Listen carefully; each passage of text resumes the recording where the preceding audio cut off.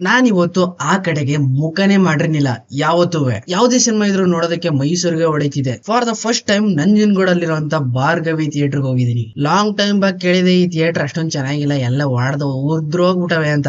But ಇವಾಗ ಹೋಗಿ ನೋಡಿದ್ರೆ ಮದ್ವೆಗ್ ಡೆಕೋರೇಟ್ ಮಾಡ್ದಂಗ್ ಮಾಡವ್ರೆ. ಆ ಲೆವೆಲ್ ಇಲ್ಲ ಅಂದ್ರೆ ಒಂದು ಲೆವೆಲ್ ಖಡಕ್ ಐತೆ. Cinema theatre seat flow point ಇದೆಯಲ್ಲ ಸಖತ್ತಾಗಿತ್ತು ಮಾತ್ರ.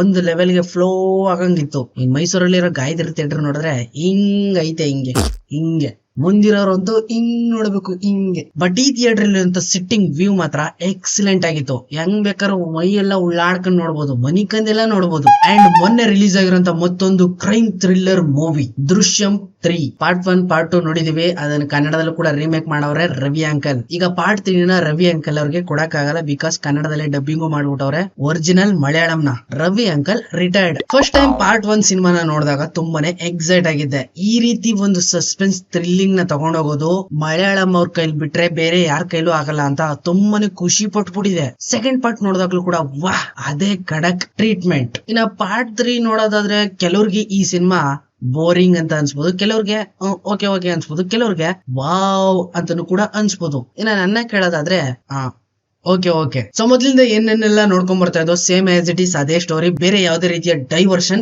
ಇಲ್ಲ. ಒಂದೇ ಕೇಸು ಇನ್ನು ತಿರ್ಗಾ ಡ್ರ್ಯಾಗ್ ಆಗುತ್ತೆ. ಇನ್ನು ಚಾಪ್ಟರ್ 2 ಕೊನೆ ಕ್ಲೈಮ್ಯಾಕ್ಸ್ ಅಲ್ಲಿ ಅಸ್ಥಿನ ಕೊಟ್ಟಿರ್ತಾರೆ, ಆದ್ರೆ ಅಸ್ಥಿ ಅಲ್ಲ ಅದು ಮಣ್ಣು. ಆದ್ರೆ ಸ್ಕೆಲಿಟನ್ ಮಾತ್ರ ಕೊಟ್ಟಿರಲ್ಲ, ಅದನ್ನ ಬೇರೆ ಕಡೆ ಎತ್ತಿ ಹೌಸ್ ಮಡಿಕೊಂಡ್ಬಿಟ್ಟಿರ್ತಾರ ಅಥವಾ ಬೇರೆ ಏನಾದ್ರು ಮಾಡಿರ್ತಾರ, ಅದು ಕೂಡ ಗೊತ್ತಿಲ್ಲ. ಇನ್ನು ಈಗ ಪಾರ್ಟ್ 3 ಒಳಗಡೆ ಅದು ಕಂಟಿನ್ಯೂ ಆಗ್ತಾ ಹೋಗುತ್ತೆ. ಮಗ ಈ ರೀತಿ ಸತೋದನ ಡಿಪ್ರೆಷನ್ ಹೋಗ್ಬಿಟ್ಟಿರ್ತಾರೆ. ಆಶಾ ಶರತ್ ಮೇಡಮ್ ಅವರು ಈಗ ಮತ್ತೆ ರಿವೆಂಜ್ ತಿರ್ಗಾ ಕೇಸ್ ರಿಓಪನ್. ಇವಾಗ ಮೋಹನ್ ಲಾಲ್ ಅಂಕಲ್ ಅವರು ಯಾವ ರೀತಿಯಲ್ಲ ಟ್ರಂಪ್ ಕಾರ್ಡ್ ಗಳನ್ನ ಯೂಸ್ ಮಾಡಬಹುದು, ಎಲ್ಲೆಲ್ಲಿ ಯಾವ್ಯಾವ ರೀತಿಯ ಕೀನೆಲ್ಲ ಓಪನ್ ಮಾಡಿ ಮಿಸ್ಟ್ರಿಗಳನ್ನ ರಿವೀಲ್ಡ್ ಮಾಡಬಹುದು. ಇದೇ ಎಕ್ಸೈಟ್ಮೆಂಟ್ ಅಲ್ಲಿ ನಾನು ತುಂಬಾ ಕ್ಯೂರಿಯಸ್ ಆಗಿ ಕಾಯ್ಕೊಂಡು ಕೂತಿದ್ದೆ.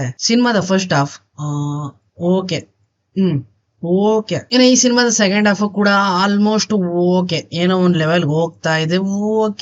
ಓಕೆ ಇನ್ನು ಕೊನೆ ಕ್ಲೈಮ್ಯಾಕ್ಸ್ 20 ಮಿನಿಟ್ಸ್ ಕಂಪ್ಲೀಟ್ ಆದ್ಮೇಲೆ ಕೂಡ ಟ್ವಿಸ್ಟ್ ಇನ್ನೇನ್ ಕಂಪ್ಲೀಟ್ ಆಗಿ ಮುಗಿತು, ಮನೆಗೆ ನಡೀರಿ ಅನ್ನೋಷ್ಟ್ರಲ್ಲಿ ಟ್ವಿಸ್ಟ್ ಅಲ್ಲಿ ಬೇರೆನೆ ನಡೆದಿರ್ತದೆ. ಆ ಕೊನೆ 20 ನಿಮಿಷ ತುಂಬಾನೇ ಲೈಕ್ ಆಗುತ್ತೆ ಎಲ್ಲರಿಗೂ.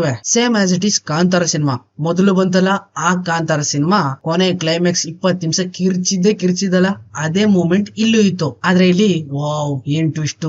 ಈ ಮೂಮೆಂಟ್ ಇಲ್ಲಿ ಪ್ರತಿಯೊಂದು ಕ್ಯಾರೆಕ್ಟರ್ ಗಳು ಕೂಡ ತುಂಬಾನೇ ನ್ಯಾಚುರಲ್ ಆಗಿ ಆಕ್ಟ್ ಮಾಡಿ ನಮ್ಮನ್ನ ಎಂಟರ್ಟೈನ್ ಮಾಡ್ತವೆ. ಇಂಟರ್ವಲ್ ಟೈಮ್ ಗೆ ಕರೆಕ್ಟ್ ಆಗಿ ಒಂದು ಟ್ವಿಸ್ಟ್, ಇಂಟರ್ವಲ್ ಆದ್ಮೇಲೆ ಇನ್ನೊಂದು ಟ್ವಿಸ್ಟ್, ಇವೆರಡು ನಿಮ್ಮನ್ನ ಅಷ್ಟೊಂದು ಎಕ್ಸೈಟ್ ಮಾಡಲ್ಲ. ಯಾಕಂದ್ರೆ ಪಾರ್ಟ್ 2 ಒಳಗಡೆ ಅವನು ನೋಡ್ಬಿಟ್ಟಿರ್ತೀವಿ ನಾವು, ಇವನ ಮುಂದೆ ಏನ್ ನಡೀತದೆ ನೋಡದ. ಈ ಮೂಮೆಂಟ್ ಬರ್ತದೆ ಪಕ್ಕ. ಅಂಡ್ ಎಲ್ಲದಕ್ಕಿಂತ ಹೆಚ್ಚಾಗಿ ಈ ಸಿನಿಮಾ ಇಲ್ಲಿಗೆ ಎಂಡ್ ಆಗಲ್ಲ.